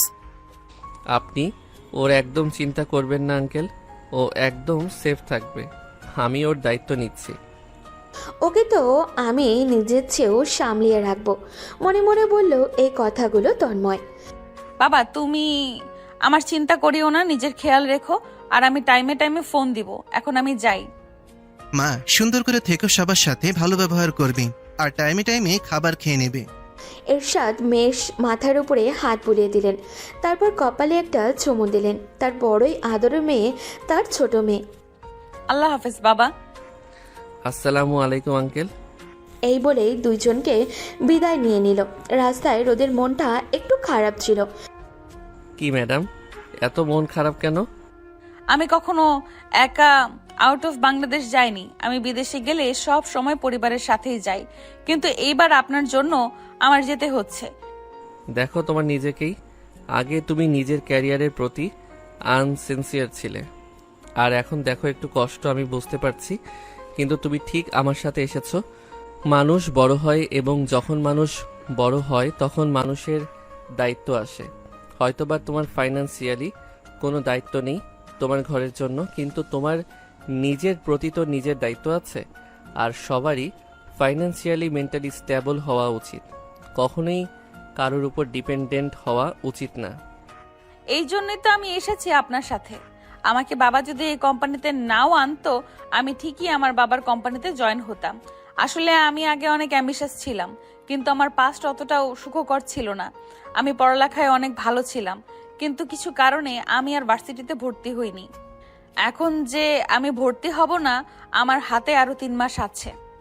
আমার অনেক বড় বড় স্বপ্ন ছিল নিজেকে নিয়ে, কিন্তু মাঝখানে এত ওলটপালট হয়ে গেল জীবনটা যে আমি একেবারে ছন্নছাড়া হয়ে গেছি।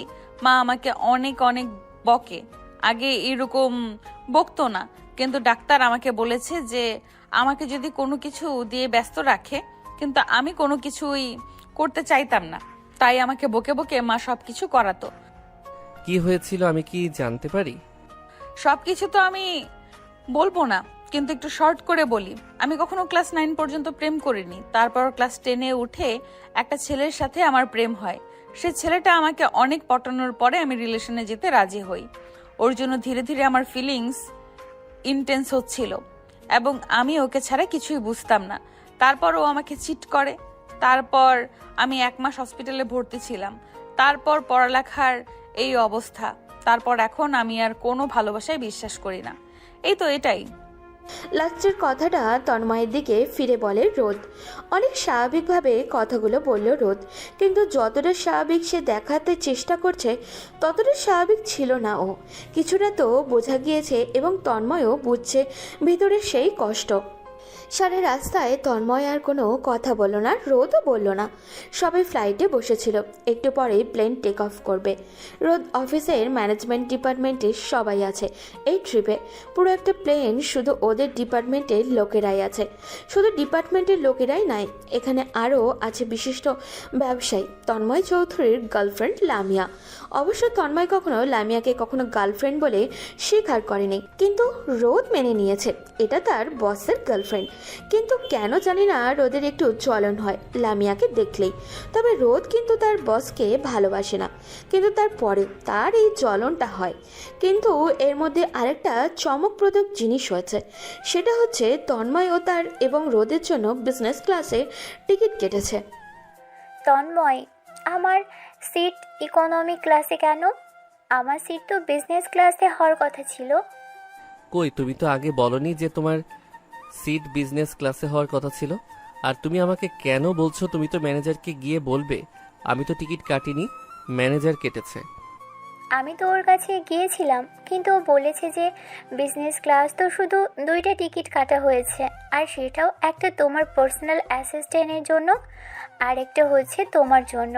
আর আমার জন্য হচ্ছে যে ইকোনমি কেটেছে, কারণ কেউ নাকি ওকে বলেনি যে আমার জন্য বিজনেস ক্লাস কাটতে হবে।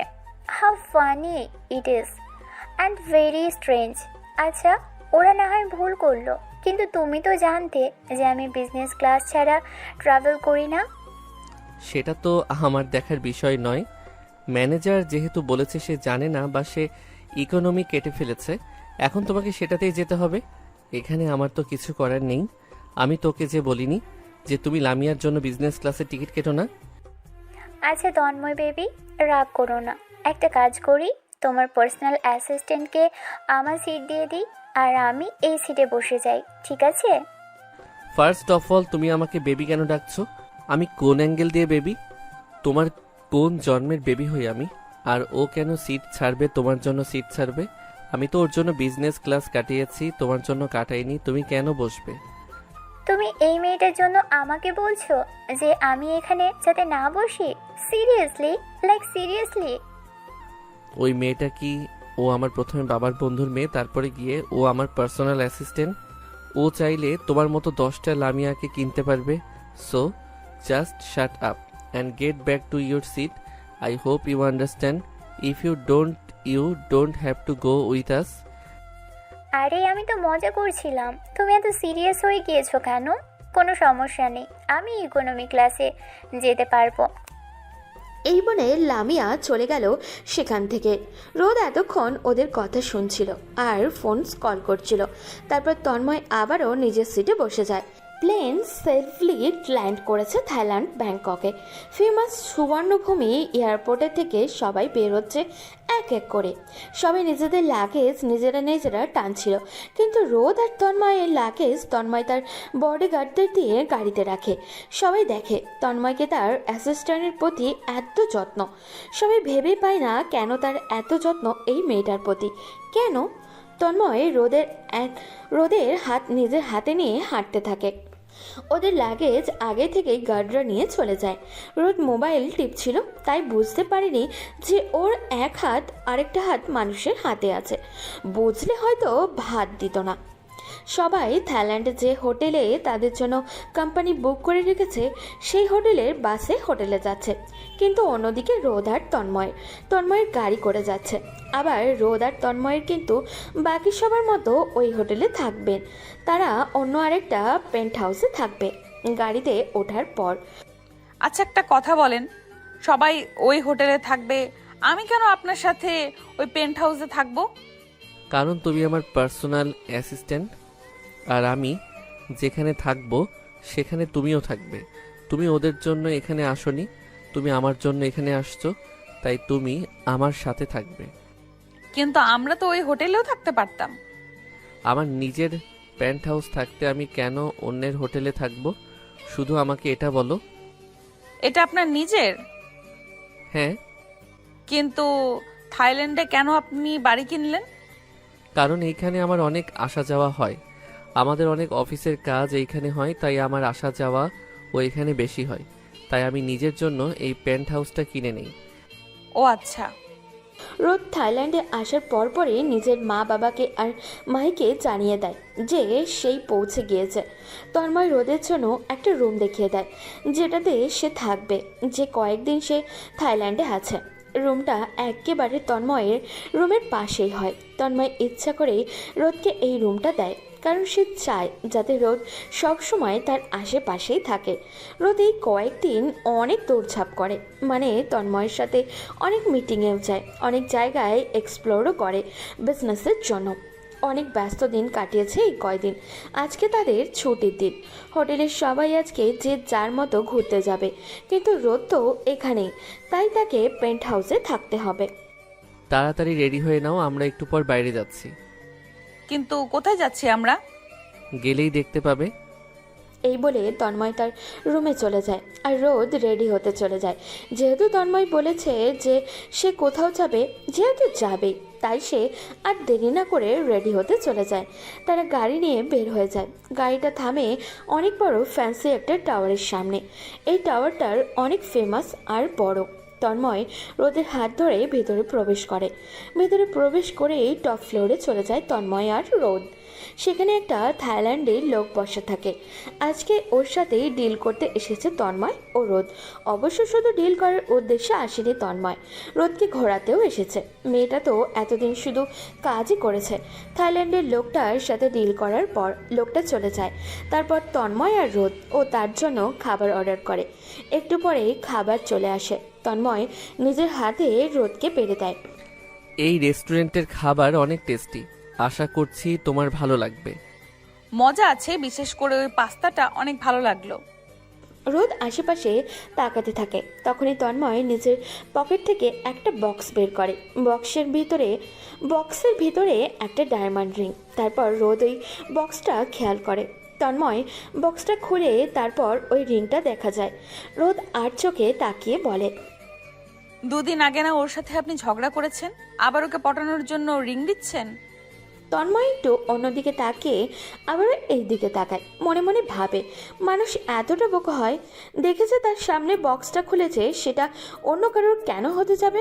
অবশ্য সেটা তারই হবে, অন্য কারোর কেন হতে যাবে? তারপর তন্ময় সরাসরি বলে, এটা লামিয়ার জন্য না। তো এটা কার জন্য? এই কয়দিনে আপনি আর একটা নতুন গার্লফ্রেন্ডও জুটিয়ে নিয়েছেন। বাবা, আপনার ফ্লার্টিং স্কিল তো অনেক ভালো। তা আপনি এগুলো কার থেকে শিখেছেন? রোদ মুখে একটু হাসি হাসি ভাব নিয়ে এগুলো বলে, দেখছো, এই রিংয়ের বক্সটা আমি তোমার সামনে খুলছি, এটা অন্য কারোর কেন হতে যাবে? আর আমার গার্লফ্রেন্ড লামিয়া কখনো ছিলই না, ওই শুধু আমার পিছনে পিছনে পড়ে থাকতো। That's it, nothing else. রোদ কিছুই বলছে না, শুধু তাকিয়ে রয়েছে। এটা তোমার জন্য। আমি জানি আমি এই কয়েকদিনে অনেক জ্বালিয়েছি তোমাকে, কিন্তু তোমাকে প্রথম দেখার পরই তোমাকে আমার অনেক ভালো লাগে। হ্যাঁ, তুমিও আমাকে অনেক জ্বালিয়েছ, কিন্তু আমি তোমার এই কাণ্ডগুলো অনেক পছন্দ করতাম। আমার ভিতর তোমার এই কাণ্ডগুলোর জন্য ভালো লাগা কাজ করতে থাকে, আর ভালো লাগা থেকে ভালোবাসার সৃষ্টি হয়। এখন আমি তোমার থেকে একটা জিনিস জিজ্ঞেস করব, will you be my forever? কি বলছেন কি আপনি? আমি অলরেডি একটা ট্রমা থেকে বের হয়ে এসেছি। এখন আমার পক্ষে অন্য আরেকটা ট্রমা নেওয়া সম্ভব না। আমি 1 মাস হসপিটাল বেডে কাটিয়েছি। আমি জানি এটা কতটা কষ্টের। আমি চাই না আমি আবারও সেই কষ্টে থাকি। সরি, আমি আপনার প্রপোজালটা অ্যাকসেপ্ট করতে পারছি না। তোমার এখন অ্যাকসেপ্ট করতে হবে না, তুমি আরো কয়েকদিন চাইলে সময় নিতে পারো। আপনি আমাকে অনেক হেল্প করেছেন, তাই আমি আপনার জন্য কয়েকদিন সময় দিলাম। যদিও আমি জানি আমার উত্তর না হবে, তারপরও আমি ভেবে দেখব। তারপর দুজনের মাঝে আর কোনো কথা হয়নি। পুরো রাস্তা দ্বারা কোনো কথাই বলেনি। রাতে রোদ মাইকে সব খুলে বলে। মাহি রোদকে বলে প্রপোজালটা অ্যাকসেপ্ট করতে, কারণ মাহি তন্ময়কে পার্সোনাল অনেক আগে থেকেই চিনে। সে জানে তন্ময় কীরকম। এতদিন রোদও জানে যে তন্ময় কীরকম, তবে ভেতরে ভেতরে অনেক ভয় কাজ করে নতুন কোনো সম্পর্কে জড়াতে। তার অতীতের অভিজ্ঞতা অনেক তিক্ত ছিল, তাই সে চায় না আবারও সে তিক্ততা অনুভব করতে। আজ রোদ একলা একলা একটু বেরিয়েছে, কারণ তার মনটা খুবই খারাপ ছিল। আর আজকে কোনো মিটিংও নেই, কোথাও যাওয়ারও নেই, তাই সে নিজেই বের হয়েছে। ব্যাংককের ওয়েদার একটু ভারী ভারী লাগছে, মানে বৃষ্টি আসার সম্ভাবনা আছে। রোদ যখন বের হয়েছিল তখন তন্ময়কে বলে বের হয়নি, একা একা রাস্তার ধারে হাঁটছিল সে। অন্যদিকে তন্ময় অফিসের কাজে ল্যাপটপে কিছু কাজ করছিল। একটু পরপর ঘরের বাইরে তাকাচ্ছিল ও। রোদ তো সারাদিন কাজ না থাকলে ঘরের বাইরে ঘুরঘুর করতে থাকে, তাই সে দেখছিল রোদ এদিক ওদিক আসছে কিনা। কিন্তু না, আজ রোদ তো আসছে না। কেন আসছে না? প্রথমে এই কথাটা বেশি গুরুত্ব দেয়নি তন্ময়, কারণ সে ভেবেছে হয়তো বা রোদের শরীর ভালো লাগছে না। একটু পরে তন্ময় নিচেই উঠে গিয়ে রোদের রুমে যায়। প্রথমে একটু ধাক্কা দেয়, পরে দেখে সেটা নিজে নিজেই খুলে গেছে। রোদ সব সময় নিজের রুম লক করে থাকে, তার মানে রোদ এখানেই নেই। কোথায় গেছে রোদ? এই প্রশ্নটা বারবার তন্ময়ের মাথায় ঘুরপাক করছে। থাইল্যান্ডের ওয়েদারও ভালো না। তোমার ম্যাডাম কোথায় মকবুল? স্যার আমি তো জানি না, ম্যাডাম বলেছেন যে তিনি বাইরে যাচ্ছেন। আমি বলছি ওনাকে যে আপনি গাড়ির ড্রাইভারকে সহ গাড়ি নিয়ে যান, কিন্তু তিনি না করলেন। Damn it. এই বলে ঘরের বাইরে চলে যেতে লাগলো তন্ময়। ঘরের বাইরে গিয়ে ড্রাইভারকে বলল গাড়ি স্টার্ট করতে। ড্রাইভারও গাড়ি স্টার্ট করে দিল। মাঝপথে তন্ময় গাড়ি থামিয়ে দিল। হঠাৎই অনেক ভারী বর্ষণ হতে লাগলো। তন্ময়ের চিন্তা আরও বেড়ে গেল। একা একা মেয়েটা এই বৃষ্টিতে জানি কোথায়। অনেক খোঁজাখুঁজির পর রাস্তার একটা মেয়েকে দেখে তন্ময়। তার কেন জানি মনে হয় এটাই রোদ। সামনে এগিয়ে দেখে আসলেই এটা রোদ। রোদ তন্ময়কে দেখে কিছুটা খুশি হয়ে যায়, কারণ সে একলা একলা পথটা ভরে গিয়েছিল। তারপর হঠাৎই বৃষ্টি শুরু হয়, তাই আরও খারাপ লাগে ওর। তন্ময় রোদকে দেখার সাথে সাথে দৌড়ে চলে যায় তার কাছে। রোদ ভেবেছিল তন্ময় হয়তো তাকে বকা দিবে, কেন একলা বের হয়েছে বাড়ি থেকে, তাই। তন্ময় রোদের সামনে এসেই রোদকে জড়িয়ে ধরে। রোদ তন্ময় আকস্মিক এই ঘটনায় কিছুটা অপ্রসাদিত হয়ে ওঠে। তার সাথে এমনটা হবে সে ভাবতেই পারেনি। অনেকক্ষণ পর তন্ময় রোদকে ছাড়ে। কাউকে না বলে একা একা কেন বের হয়েছিল? তুমি কি এখানকার রাস্তাঘাট চিনো? কেন বের হয়েছিলে তুমি? বাসায় আমার ভালো লাগছিল না, তাই আমি ভেবেছিলাম বাইরে একটু হাঁটলে ভালো লাগবে, তাই এসেছি। আমাকে তো বলে আসতে পারতে। আমার তখন খেয়াল ছিল না, তাই বলে আসতে পারিনি। তন্ময় আর কিছু বলল না, রোদকে গাড়িতে বসিয়ে দিল। সারাক্ষণই রোদের হাত তন্ময়ের হাতে ছিল। সে যেন বাচ্চা এইভাবেই ধরেছিল তন্ময়। বাড়িতে আসার পরপরই তন্ময় রোদের গায়ে টাওয়াল জড়িয়ে দেয় আর মাথার চুলগুলো সুন্দর করে টাওয়াল দিয়ে মুছতে থাকে। মোছা শেষে তন্ময় রোদে নাকে একটা চুমু খেলো। তারপর শব্দ করে রোদের দুই গালে চুমু খেলো। রোদ বাধা দিল না। আজকেও তন্ময় রোদের ফ্লাইট, কালকে মাহির গায়ে হলুদ। তন্ময়ের রোদ হাতে হাত রেখে এয়ারপোর্টের ভিতরে ঢুকলো। তারপরে ইমিগ্রেশন ক্রস করে তাদের ফ্লাইটে উঠে গেল। আজকেও বিজনেস ক্লাস, আর বাকি সবার জন্য ইকোনমি। সন্ধ্যা 7টা। হজরত শাহজালাল ইন্টারন্যাশনাল এয়ারপোর্ট থেকে বের হলো দুজন, সাথে ছিল তাদের ম্যানেজার। আজকে রোদকে নিতে রোদের বাবা এসেছিল। তারপর তন্ময়কে বিদায় দিয়ে রোদ চলে যায় তার বাবার সাথে। বাসায় আসতেই রোদের বাবা রোদকে নিজের কাছে ডাকে। রোদমা, তোমার সাথে আমার কিছু কথা আছে। জি বাবা, বলো। এখন আমি যে কথাগুলো বলবো সেগুলো কান খুলে ভালোভাবে শুনবি। রোদ ভাবছে কি এমন কথা যেটা আমাকে এত ভালোভাবে শুনতে বলছে। জি ঠিক আছে বাবা, বলো। কালকে মাহির গায়ে হলুদের সাথে তোমারও গায়ে হলুদ হবে।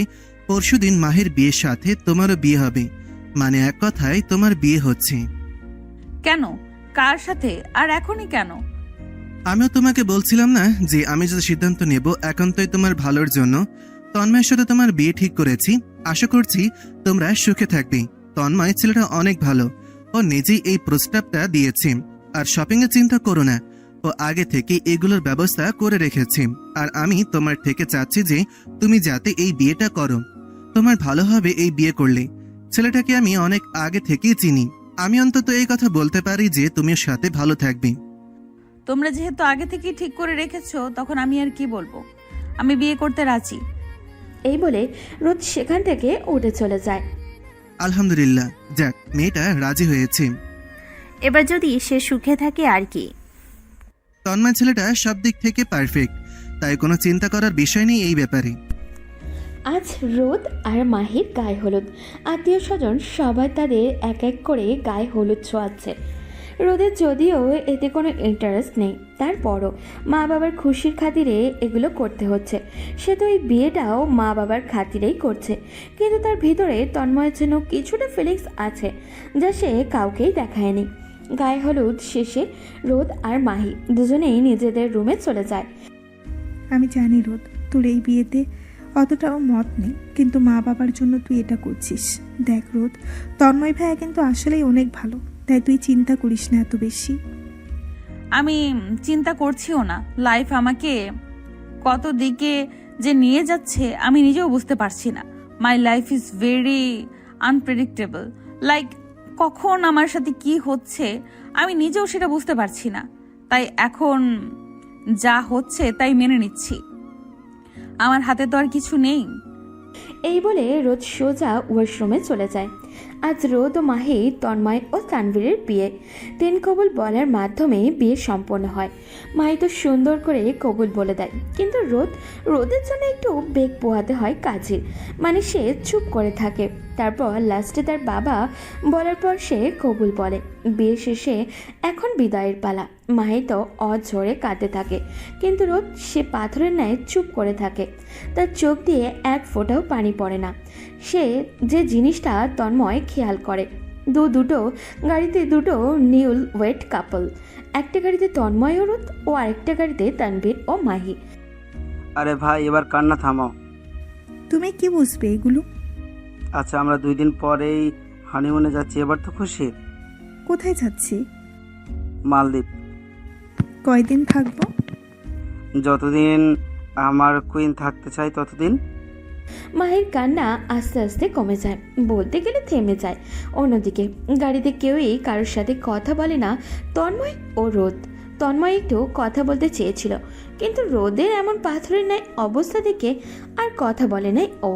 তারপর তাদের গাড়ি এসে থামলো তন্ময়ের বাড়ির সামনে। তন্ময়ের কিছু কাজিন সিস্টার এসে রোদকে তন্ময়ের রুমে নিয়ে যায়। তারপর সবাই সেই রুম থেকে বের হয়ে যায়।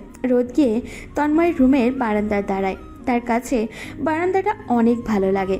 হঠাৎ করেই রোদ নিজের কোমরে একটা স্পর্শ অনুভব করে। রোদের বুঝতে বাকি রইল না এই স্পর্শটা কার। তুমি হয়তো বা এই বিয়েতে খুশি না, কিন্তু এখন বিয়েটা তো হয়ে গেছে। এখন তুমি চাইলেও এখান থেকে, মানে আমার কাছ থেকে কোথাও যেতে পারবে না।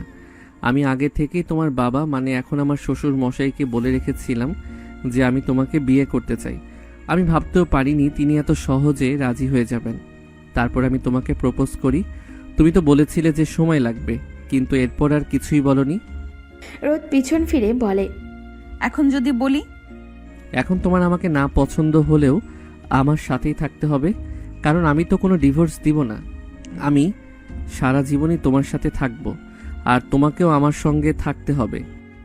আগে আমার কথাটা শুনবেন?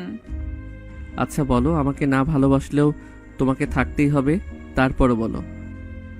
আমি তো সেই দিনই ডিসাইড করে ফেলেছিলাম যে আমি আপনাকেই বিয়ে করব।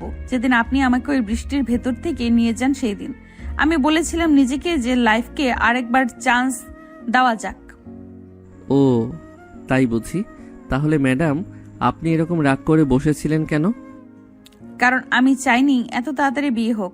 আমি চেয়েছিলাম আর একটু দেরি করে বিয়ে হোক, আরো কয়েকদিন আপনাকে জ্বালাই। তাহলে ম্যাডামের মাথায় এত কিছু চলতো? এরপর তন্ময় আর কোনো কথা না বলে রোদকে কোলে তুলে ঘরের ভিতরে বেডের উপরে শুয়ে দিল। তারপর নিচের ঠোঁটের সাথে রোদের ঠোঁট মিলিয়ে দিল। এক ভালোবাসার রাতের সাহায্যে তাদের পূর্ণতা শুরু হলো।